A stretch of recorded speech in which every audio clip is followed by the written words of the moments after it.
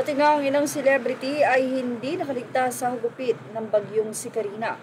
Sa social media Facebook page na Aiko Melendez, dito na nga niya ikinuwento ang nangyari sa sasakyan ng kanyang anak na lalaki na si Andre. Ayon kay Aiko, lahat po tayo ay nahaharap muli sa isang matinding pagsubok. Hindi po kayo nag-iisa. Wala po sa antas ng pamumuhay ang pagsubok. Kaninang umaga po, pinilit po naming habulin ang naanod na kotse ng aking anak, Andre Iliana.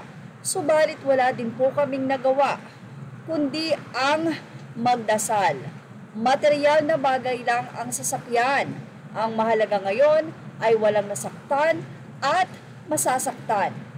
Kalahati sa aking team na trap po sa kanilang mga bahay, ubos ang gamit. Kaya po iilan lang po kami ang makakaikot upang maghatid ng tulong. Hindi po kami panghihinaan ng loob dahil tao muna bago ko harapin ang sariling problema po. Yan ang mga bagay na pinagbago ng aking buhay nang ako ay isang public servant.